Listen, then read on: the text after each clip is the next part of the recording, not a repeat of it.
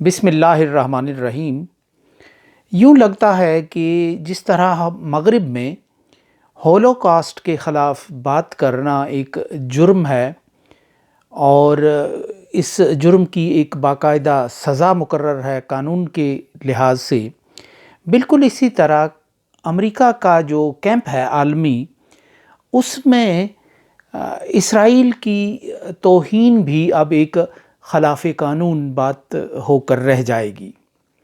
اسرائیل کی پالیسیز کے خلاف، اسرائیل کی رویے کے خلاف اور اس کی جارحانہ اقدامات کے خلاف اور فلسطینیوں کے حق میں بڑے ووکل انداز سے بات کرنا جرم ٹھہرے گا۔ ہولوکاسٹ تو محض ایک تعداد کا معاملہ ہے اور اس تعداد کو تقدس کا ایک ایسا جامہ اور ایسا حالہ پہنا دیا گیا ہے کہ جس کی کہ مغائر، جس کے برعکس بات کرنا یا جس کی مخالفت میں بات کرنا ایک توہین کی بات ہو کر رہ گئی ہے، قانون کی خلاف ورزی کی بات ہو کر رہ گئی ہے۔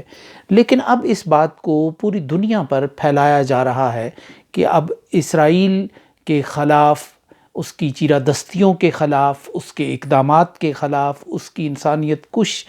پالیسیز اور رویوں کے خلاف بھی بات کرنا جرم ہو کر رہ جائے گا۔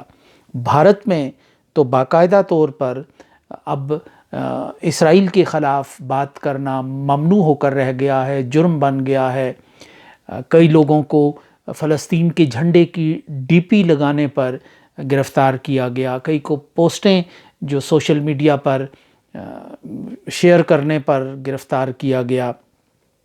مقبوضہ کشمیر میں تو جامع مسجد کو جو کئی سال کے بعد کھلی تھی، جس کے تالے کھلے تھے، جس کے دروازے کھلے تھے، دوبارہ اس خدشے کے پیش نظر بند کر دیا گیا ہے کہ وہاں اسرائیل کی مخالفت میں اور فلسطینیوں کے حق میں مظاہرے نہ شروع ہو جائیں، اور میر وائز عمر فاروق کو بھی وہاں نظر بند اس بنیاد پر کیا گیا کہ کہیں جب وہ تقریر کرنے آئیں گے تو لوگ فلسطینیوں کے حق میں احتجاج کریں گے۔ پاکستان میں اسلام آباد میں جماعت اسلامی ایک مظاہرہ کرنے جا رہی ہے اور اس مظاہرے کے انتظامات پر جس طرح اسلام آباد کی پولیس پل پڑی ہے، اس نے بھی کئی سوالات کو جنم دیا ہے۔ جماعت اسلامی کے امیر سراج الحق صاحب نے تو بہت کھلے لفظوں میں کہا ہے کہ جو امریکہ کے نائب وزیر خارجہ ہیں، انہوں نے فون کر کے پاکستانی حکام کو کہا ہے کہ اس مظاہرے کو روکا جائے۔ اب اگر بات یہ نہیں بھی ہے تو تب بھی اس جو اسلام آباد میں جماعت اسلامی کی ان انتظامات پر جہاں انہوں نے جلسہ کرنا تھا یا جلوس جہاں سے شروع کرنا تھا، وہاں دھاوا بولا، آنسو گیس پھینکی، کئی ایک لوگوں کو گرفتار کیا گیا اور پوری دنیا کے میڈیا میں یہ خبر منظر عام سامنے آئی، منظر عام پر آئی کہ پاکستان کے مرکز، پاکستان کے دارالحکومت میں جماعت اسلامی کو فلسطینیوں کی حمایت میں احتجاج نہیں کرنے دیا گیا۔ تو اس طرح تو یہ ایک نیوز بن گئی دنیا کی، اور ایک میسج چلا گیا کہ پاکستان میں بھی اسرائیل کی مذمت اور فلسطینیوں کی کھلے بندوں حمایت جو ہے اس پر ایک طرح کی قدغنیں لگانے کی ایک کوشش کی جا رہی ہے۔ کہیں ایسا نہ ہو کہ آگے چل کر توہین اسرائیل کا قانون لاگو ہو جائے، اور اس ملک میں چونکہ بہت سے توہین کے قوانین ہیں، توہین فلاں، توہین فلاں، توہین فلاں، اور اس کے بعد اب توہین اسرائیل کا قانون بھی لوگوں پر لاگو نہ ہو جائے۔ اور یہ بات یاد رکھنی چاہیے، اگر ایک بار یہاں توہین اسرائیل کا قانون لاگو ہو گیا تو پھر اس کے بعد توہین بھارت کا قانون بھی لاگو ہونا لازمی بات ہے۔ پھر جو یہ مظاہرے کیے جاتے ہیں، یہ لمبے لمبے جلوس جو نکالے جاتے ہیں مختلف دنوں پر، اور یہ میڈیا کی جو ٹاکس ہوتی ہیں کشمیر کے حوالے سے یا بھارت کی مذمت میں، پھر انہیں بھی ہمیں کم کرنا پڑے گا، کیونکہ لڑکاؤ کی کوئی حد نہیں ہوتی، جھکاؤ کی کوئی حد نہیں ہوتی، اور جو مطالبات ہوتے ہیں ڈو مور کی بھی کوئی حد نہیں ہوتی۔ یہ ہم سب لوگ جانتے ہیں، اس کا مشاہدہ ہم کر چکے ہیں۔ جماعت اسلامی نے اس میں جو تیر پھینکا ہے وہ بہت تیر بہدف ہے اور وہ صحیح نشانے کی طرف پھینکا ہے کہ انہوں نے شاہراہ دستور پر امریکی سفارت خانے کے سامنے احتجاج کرنے کا اعلان کر رکھا ہے۔ یہ بڑی سگنیفیکنس ہے اس حالت میں اور اس عالم میں اس بات کی بڑی سگنیفیکنس ہے کہ اس وقت جو اسلام آباد میں امریکی سفیر ہیں ڈونلڈ بلوم صاحب، وہ مصر اور تیونس میں رہ کر آئے ہیں، اور مصر میں اس دور میں رہ کر آئے ہیں جب وہاں محمد مرسی کی حکومت تھی، اور اس حکومت کے خلاف پہلے تو اپوزیشن کی جماعتوں کو، اہل حدیث جماعت کو، سعودی نواز جماعت کو، ایران نواز لوگوں کو، سب کو اکٹھا کیا گیا اور ایک پی ڈی ایم طرز کا اتحاد تشکیل دیا گیا، اور اس پی ڈی ایم طرز کے اتحاد نے بیٹھے بٹھائے مہنگائی اور نہ جانے کہاں کہاں سے ایشو نکالے، حالانکہ ابھی صرف محمد مرسی کو 1 سال کا عرصہ بھی نہیں ہوا تھا برسر اقتدار آئے، تو وہ مظاہرے انہوں نے شروع کر دیے اور انہوں نے ایک احتجاج کا سلسلہ شروع کیا، یہاں تک کہ وہ ایک دھرنا دے کر بیٹھ گئے، اور وہ احتجاج پھر اس حد تک خونی ہو کر رہ گیا کہ محمد مرسی کی حکومت کو برطرف کر دیا گیا اس احتجاج کو بنیاد بناتے ہوئے۔ اور اس کے بعد جب اخوان نے وہاں احتجاج کا اور مزاحمت کا راستہ اختیار کیا اور انہوں نے اپنی اس رجیم چینج کو قبول کرنے سے انکار کیا، تو اس کے نتیجے میں پھر رابعۃ الندوہ پر پھر جو ایک مقام تھا جہاں وہ احتجاجی کیمپ لگا کر بیٹھے تھے، 1-2-3 دن کی ایک وارننگ کے بعد وہاں وہ طوفان مچا دیا گیا، آتش و آہن کی وہ برسات کی گئی کہ 1700 کے قریب جو اس وقت رپورٹ ہوئے تھے لوگ مارے گئے، جن میں بچیاں تھیں، جن میں خواتین تھیں، جن میں اور لوگ تھے۔ خیموں کو اکھاڑ دیا گیا، آنسو گیس، پانی پھینکا گیا واٹر گن سے، اور یوں ایک تباہی پھیر دی گئی مصر کے اندر، قاہرہ کے تحریر چوک میں۔ اور اس طرح پھر وہاں ایک نیا سیٹ اپ قائم ہوا، جنرل عبد الفتاح السیسی سامنے آ گئے اور انہوں نے ٹیک اوور کیا۔ 2-3 دن مغرب ان سے منہ موڑے رہا، اور